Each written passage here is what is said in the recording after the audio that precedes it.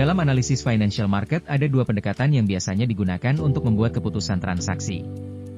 Entah itu pada transaksi saham atau stock trading, transaksi mata uang asing, atau forex, transaksi cryptocurrency yang umumnya pakai Bitcoin. Atau transaksi perdagangan komoditas seperti emas, minyak, batu bara, dan lain sebagainya. Nah, dua pendekatan analisis itu adalah fundamental analysis atau yang biasanya disingkat menjadi FA dan technical analysis. Yang biasanya disingkat menjadi TA. Pada video kali ini, gue akan bahas apa itu FA dan TA. Apa perbedaan keduanya dan metode mana yang cocok untuk kalian. Yang pertama gue mau bahas duluan adalah FA. Apa itu fundamental analysis? Oke, sesuai namanya, FA adalah sebuah metode pendekatan analisis yang menilai suatu objek. Katakanlah perusahaan, mata uang, maupun komunitas berdasarkan dua aspek. Yang pertama adalah nilai intrinsiknya. Yang kedua adalah pengaruh lingkungan luar terhadap objek tersebut. Nah, nilai intrinsik itu gimana sih maksudnya? Oke, lebih mudah dibayangkan kalau gue coba jelaskan dalam salah satu konteks dulu. Dan kali ini gue akan coba jelaskan dalam konteks saham dalam sudut pandang fundamental. Ketika kita memutuskan untuk membeli saham sebuah perusahaan itu ibaratnya kita sedang membeli sebuah bisnis yang kita percaya akan terus berkembang. Artinya ada alasan yang jelas kenapa kita mau membeli saham itu, karena kita tuh yakin dengan bisnis model dan kompetensi dari manajemennya. Jadi ada nilai intrinsik di dalam bisnis itu yang kita percaya akan bisa membawa bisnis itu berkembang pesat. Sehingga kelak suatu saat nanti kita tuh bisa menjual sahamnya dengan harga yang lebih tinggi. Nah, dalam FA pada hakikatnya itu kita mencari bisnis yang bagus. Perusahaan yang punya manajemen yang terpercaya, yang bisa membuat keputusan bisnis yang tepat, yang punya kemampuan mengeksekusi bisnis plan-nya dengan efektif. Terus, selain perusahaannya jago eksekusi juga, kita juga cari perusahaan yang jago dalam mengelola resource-nya. Perusahaan yang punya cash flow yang sehat, yang punya profit margin yang tinggi, dan yang punya rasio utang yang wajar. Nah, hal-hal itu semua bisa tercermin dari berbagai alat ukur.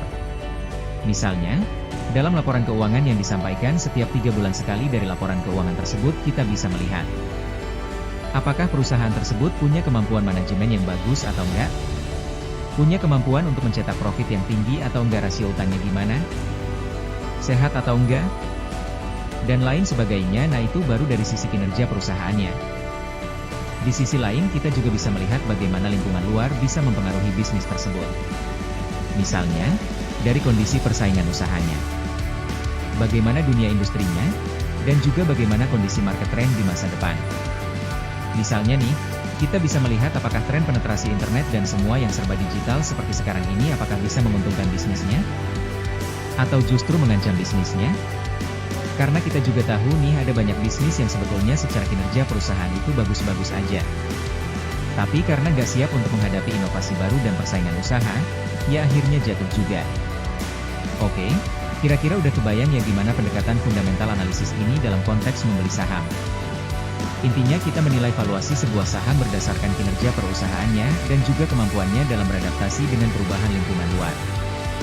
Nah, sebetulnya prinsip yang sama juga digunakan dalam financial market yang lain. Misalnya dalam membeli mata uang asing, komoditas tertentu, atau bahkan cryptocurrency. Dalam konteks investasi mata uang asing misalnya, seseorang yang menggunakan fundamental approach itu beneran membedah neraca dagang negara tersebut. Dan mereka memang betul-betul percaya akan potensi pertumbuhan ekonomi dari negara yang bersangkutan. Nah, analisis itulah yang mendasari mereka untuk membeli mata uang negara tersebut. Begitu juga dengan fundamental analisis di dunia kripto. Mereka yang dulunya beli Bitcoin pas harganya masih di bawah 500.000 misalnya, mereka tuh benar-benar mempelajari white paper-nya. Dan memang beneran percaya dengan konsep yang ditawarkan. Itulah kira-kira penjelasan gua terkait dengan FA. Sekarang udah kebayang ya prinsipnya itu gimana? Oh iya, sebetulnya ada beberapa indikator FA yang udah pernah kami bahas di channel ini.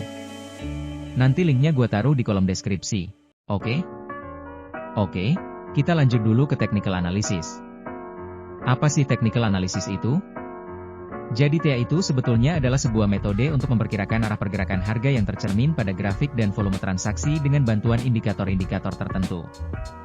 Nah, mungkin lu sempet lihat para trader saham atau forex tuh yang suka kerja dengan layar menampilkan grafik yang kayak gini. Itu maksudnya sebetulnya kayak gimana sih? Jadi ceritanya gini nih, dalam financial market itu ada jutaan penjual dan pembeli yang bertransaksi setiap hari, setiap menit, bahkan setiap detik.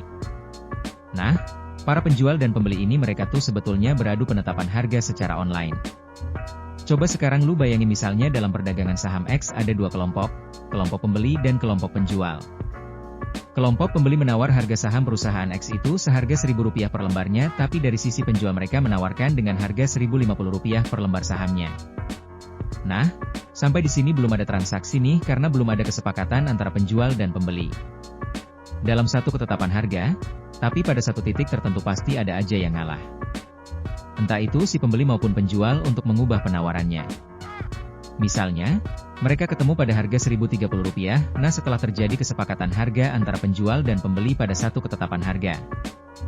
Berarti telah terjadi transaksi itu pada flashpoint Rp1.030, dan harga itulah yang menjadi patokan harga saham tersebut untuk transaksi berikutnya. Nah, sekarang coba lu bayangin dunia online trading itu ibarat seperti pasar raksasa yang berisi ratusan ribu bahkan jutaan orang. Mereka semua tuh saling tawar-menawar harga dan proses itu berjalan terus setiap hari di berbagai belahan dunia. Nah, rupa-rupanya nih fluktuasi harga yang terus berjalan setiap hari, setiap jam bahkan setiap menit itu membentuk pola yang bisa dipelajari. Di mana pola itu terbentuk sebetulnya menggambarkan kondisi psikologis dari para trader yang terus beradu ketetapan harga setiap harinya. Nah, pola pergerakan harga ini akhirnya dipelajari dan dijadikan dasar analisis dengan bantuan indikator-indikator yang dibuat berdasarkan formulasi tertentu. Tujuannya apa sih? Tentunya untuk bisa memprediksi pada level harga berapa terjadi pembalikan arah dari yang tadinya harganya naik menjadi turun. Dari yang turun pada level titik tertentu akhirnya naik lagi. Nah, titik pembalikan arah inilah yang biasanya dikenal dengan istilah titik support dan titik resistance. Pada prinsipnya trader yang menggunakan pendekatan TA itu membuat keputusan transaksi jual beli berdasarkan sinyal dari indikator teknis yang mereka yakini bisa memprediksi titik pembalikan arah. Sehingga, mereka bisa membeli sebuah saham atau komoditas tertentu dengan harga yang relatif lebih murah. Lalu kemudian menjualnya dengan harga yang lebih mahal. Nah, ada banyak banget nih indikator-indikator teknis yang biasanya digunakan untuk memprediksi pergerakan harga. Misalnya seperti garis trendline, pola bentuk candlestick moving average, relative strength index, Fibonacci retracement, dan lain-lain.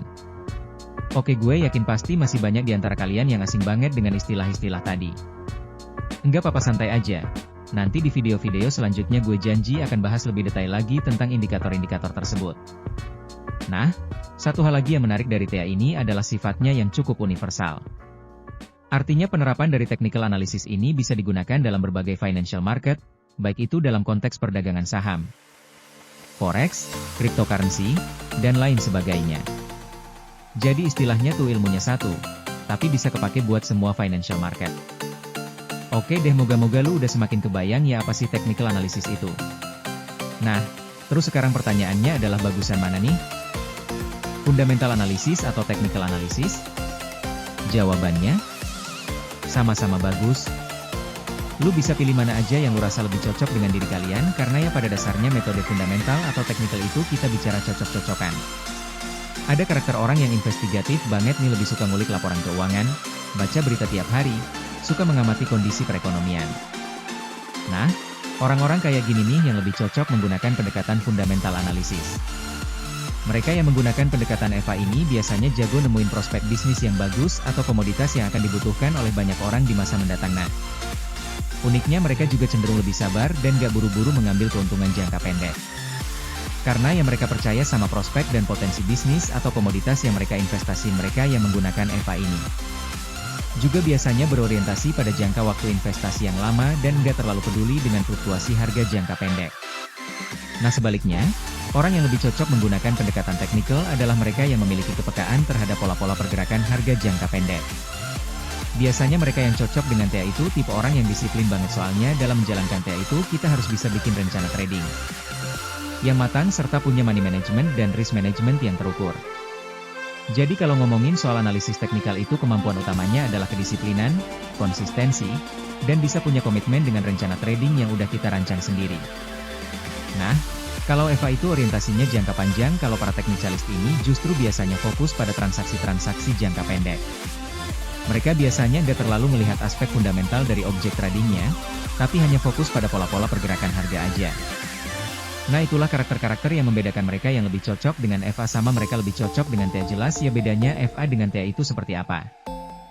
Sekarang coba dong lu kasih komentar di komen section, kira-kira lu lebih cocok dengan metode yang mana nih? Fundamental atau technical? Oke deh, moga-moga pembahasan dari gua kali ini bisa bermanfaat buat lo. Sampai ketemu lagi di video berikutnya, pastinya tetap di channel Cuardana 75. Karena ngomongin duit gak ada habisnya.